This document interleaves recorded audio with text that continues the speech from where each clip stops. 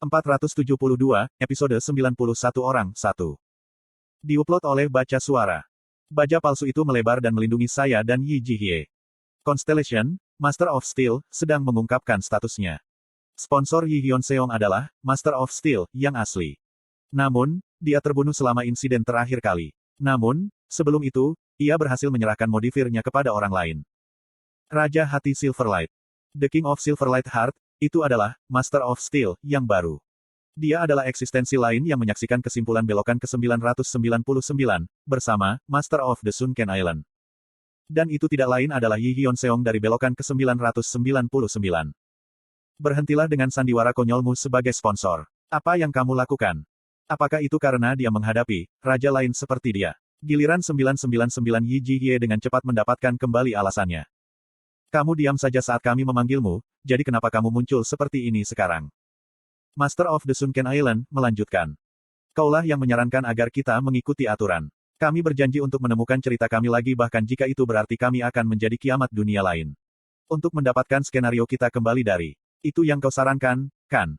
Dongeng yang mengalir di dekat mereka membantu saya menebak seperti apa kehidupan mereka sebelumnya. Ji, iya, kita harus tetap berpegang pada aturan. Bahkan jika kita menjadi dewa luar, jangan lupakan aturan itu.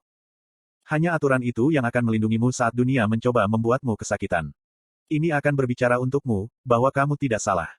Sama seperti bagaimana Yi Jihye dari putaran regresi yang berbeda masih Yi Jihye, Yi Hyun-seong yang ditemukan di belokan yang sama juga tidak diragukan, Yi Hyun-seong. Bahkan setelah dia menjadi dewa luar, sifat aslinya tidak berubah. Raja Hati Silverlight menatapku berikutnya.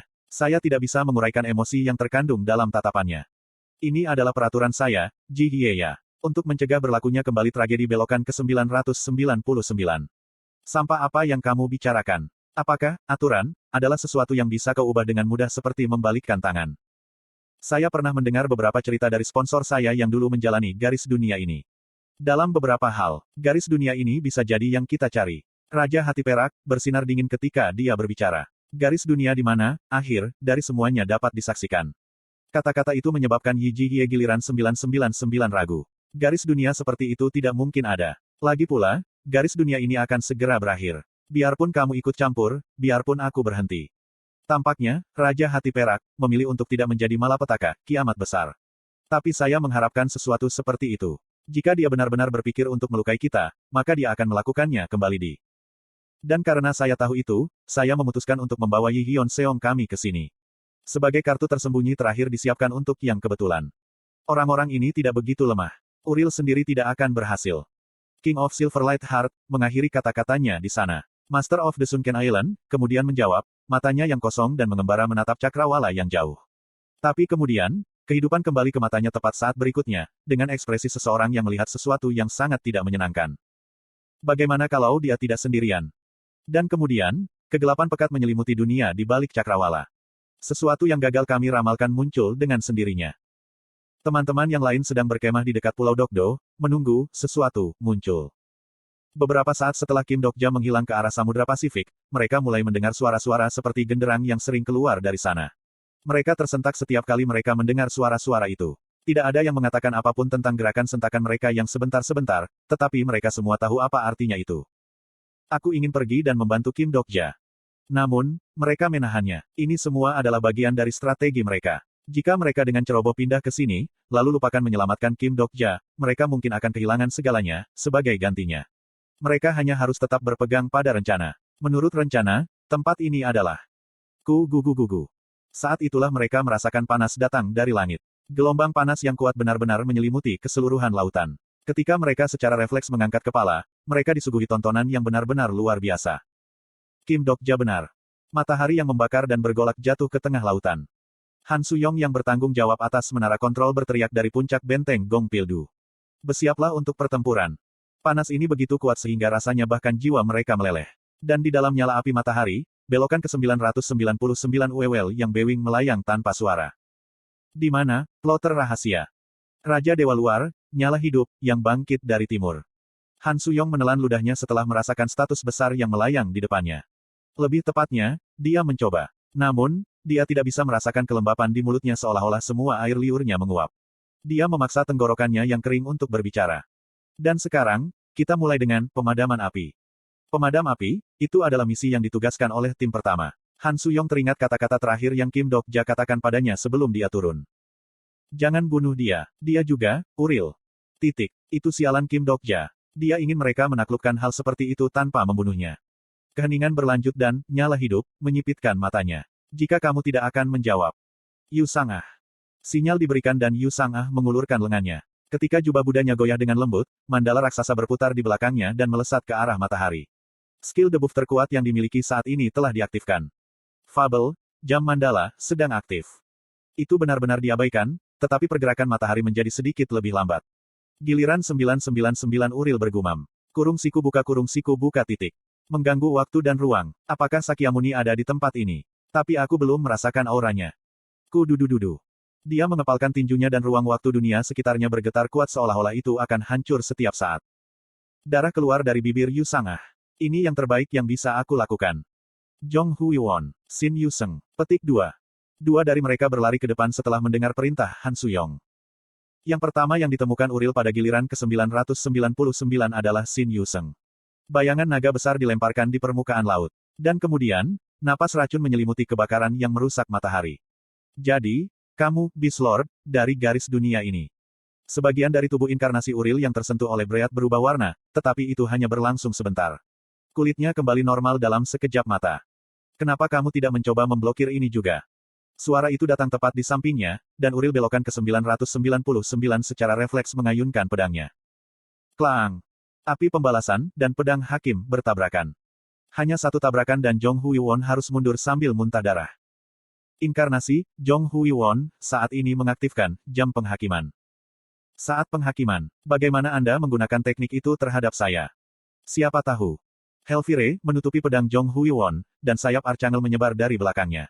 Uril giliran 999 mengonfirmasi mereka dan ekspresinya mengeras saat dia melepaskan statusnya.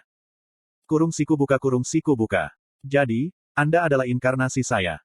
Seolah-olah untuk menentang pernyataan itu, kekuatan konstelasi berasal dari tubuh Jong Hui-won juga.